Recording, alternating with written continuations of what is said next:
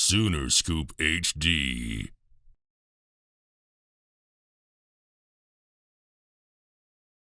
Obviously, you get the win on Saturday. You talked about how much the team needed that, but just what has maybe kind of been the message since that game heading into the tournament? Momentum. Keep building on visualizing when we're at our best. We talked about it before the game. Let's visualize when we're at our best. When we're at our best, we've competed against the best in the country, and that's what that's all we wanted to visualize on. And in these last three games, we've beaten two ranked teams, and you just got to build on it. Like I said, belief, confidence, everything going in. Wanted to quickly ask about Los and Ortega. You talked about their growth as freshmen. They're getting these big minutes. Obviously, a big stage at the tournament. Just maybe what's been your message to them, and what do you hope to see out of them? Well, we saw them yesterday, but not like it's any different. I mean, like they've been on big stages. Is just to continue to do what they need to do to play well, to help us win. A physicality. Oklahoma State is elite defensive team, and you're going to have to be ready to play physically, offensively. So just same messages it's always been, nothing really different, just same as it always about being totally focused, locked in with everything. Go ahead, James. In the two games against Oklahoma State, their bigs have been a big problem. At least it looks like that to me. Talk about, you're playing them for the third time now.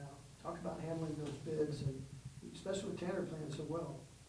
Get some things going. No, I want to build off Tanner's really good game that he played last game. His aggression, staying out of foul trouble.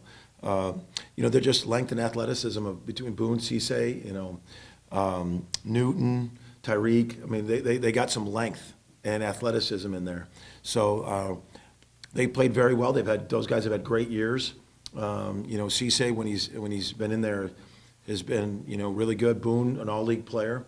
So, and then I think Tyreek and Newton give them a great length. So their length and athleticism has been a big part of them. I really think that's a really strength of theirs, and we got to combat it. Eli, before you've spoken in the past about your earliest interactions with Michael, going back to the Nike coaching trips and all that, I'm curious what struck you about him then and his teams then from afar before you got to the state?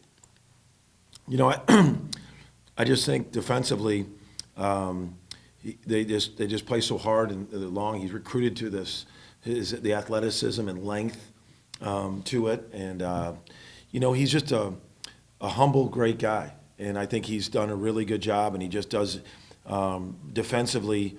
I just think he gets them to play so hard, and it's just a real strength of their team. And some people are long and athletic, but they don't get that into the game. OSU gets their athletic ability and length into the game. I mean, they got three guys in the top 5 shot blockers in the league. They got some of the better, all defensive team player. They really do a good job, and they get that into the game. When you've seen them this year, they've had Avery Anderson, and obviously they're very deep at guard, but when you think about the physicality on the perimeter, what do they lose not having a guy like him? Well, Avery's a great player. He's a great player. There's no doubt about that. Speed, experience, playmaking. But I really think, I think Bryce has taken his game to a new level. And that's what you hope to do. You hope your other players, when you have an injury, step up their game. And I've really seen Bryce step his game up. Thompson, John Michael Wright, Asbury, those three have really amped their game up. I mean, that trio of guards is outstanding. They all three can shoot it. They all three can play make. And they've all three done what you'd want to happen. You lose a player like Avery, and you want your other guys to step up. And those three guys, watching them and watching that Texas Tech game, they really have stepped their game up. Bob?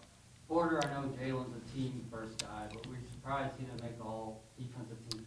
Yeah, very disappointed that he didn't make the all defensive team. I mean, if you watch him in and out of every game, he takes our team's best players. How he works. So I'm just befuddled, and he guards 1 through 4. He guards 5s. He's done everything. You know, the way he does, he covers up mistakes. I've been doing this a long time. I've had the number one defensive team in the country before, and I've had defensive players in the year before. I put Jalen up there with any defensive player I've ever coached. And so I know sometimes people look at block shot and steals. That's part of defense. But, you know, if you get 3 or 4 steals or 3 or 4 blocks, but there could be 70, 50, 60 defensive plays in a game. How he plays team defense, how he plays on-the-ball defense. I think Jalen Hill is elite defensive player. And so he knows, you know, for him, he knows how we feel, and I feel for him because I think it's something, you know, but that wasn't the end-all for him. But he knows what he means to us defensively. I know you're focused on the tournament, but tomorrow, Board of Regents will approve the $9.5 million renovation package for here. What does that commitment mean to you when they put more money? Like you prefaced the question, I'm focusing on the tournament, which is accurate. But what I will say is wherever goes, I think everyone knows the commitment needs to be towards having a new venue. A new venue for men's basketball to make it. You look at some of the teams' venues and atmospheres in this league, it becomes very, very hard to play in. And I think and everything I've heard, everything is about moving in that direction. So I love that. I love that the focus is on the venue. I'm not ready to say which, where, which, when, everything. All I'm saying is let's move in that direction. But again, all I've been thinking about is this tournament and competing and getting ready and getting better and believing. That's where my focus is. Yeah, Porter, we talked a year ago about the difference between building a team and building a program. Right. And you're clearly focused on this team, this tournament, these games, but long term, you're focused on building a program. A year later, is it more difficult than maybe you thought a year ago, just because of the changing nature of college basketball when you're really rebuilding the team every year? Absolutely more difficult with the transfer portal, and more difficult, but unequivocally, it's not changing. I'm not changing directions, and what I mean by that is just because it's more difficult to build a program and it's more long term doesn't mean I'm like gonna stop believing what I believe in and go for the quick fix. Why is it more difficult? Because, for instance, your program, when you build a program, it's about retaining guys that believe in your culture, that are good enough to win, and then the next year the newcomers come in and there's a group of guys who are like, this is how it's done. Well, we inherited 3 players, then 2 of them at the very end went in the transfer portal. So all of a sudden you invested a lot of minutes in those guys and now they're not here. So then now you got a set of new guys. I'm still just completely focused on that, pouring into guys. You look at Milos and Ortega, you look at a bunch of guys that, Jalen's everything I'm about in the program. You looked at what he did, his improvement.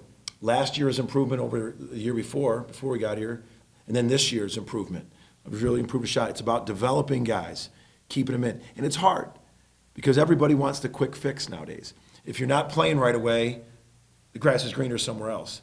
Man, there's so much about development, the development. There was a stat on Twitter. They wrote an article. Of the top 100 ranked high school players, only 17 freshmen are averaging double figures. So that means 83 of the top 100 are not even averaging double figures. So does it mean we're going to have 83 transfers, or that means 83 people are unhappy? It just takes some time. And I think building a program, it's about development. It's about instilling your culture. But then it's about retaining them so that when the new guys come in, they're like, this is how it's done. And I think you look at some of the top teams. I mean, for instance, just look at Baylor and Kansas. They've been there for a while, and their stuff, and they've retained that some of that culture. And then you got to combine it with upgrading your talent. I'm not going to sit here and say you got to get your roster right. You got to have your culture, but you've got to upgrade your talent every year. Bring in guys that and upgrade that roster, and I think that's part of it as well. Do you have a better sense, or do you think you had a good sense to start with on what kind of talent you needed to bring to Oklahoma? I mean, I've watched the Big 12. I was in the Big 12 way back, and you have a sense. But what you've noticed with the transfer portal and the extra COVID year is how old everyone is, and how many fifth-year guys. I mean, look, there's a bunch in our league, and that was the one thing the physicality, the age to knowing that it's hard to do it with young guys, and that's what you've noticed is. And it's in the fact that we're in a 2-year unprecedented window of the Big 12 being ranked that way is a symbol of all that. It's elite coaches. They've got some of the best players in the country, and it's been an old league, an old physical veteran league. Coach, yeah, obviously it was a long time ago, but one of the time you guys played a tournament this year, you didn't win it. Does that give the guys confidence at all that you've done it once already this year, stack wins day after day, and come out on top? What it gives you to do is these guys have been through, like, you win a game and you advance. You win a game and advance. And that's the mentality, and that's what you're trying to, you're hanging on every positive you can sell in tournament situations. So, I think the thing is that they know that you got to win that first one. You got to win that first one. Then you go back to the hotel. You're doing your recovery and everything, but it's win in advance. So when they've had some success out of it, sure. But this is a separate entity. This is the best league in the country's conference tournament, and you just gotta go one at a time. And you got to go with that first one and just be all in on everything. Your mindset, your preparation, your belief on game one. Sooner Scoop HD.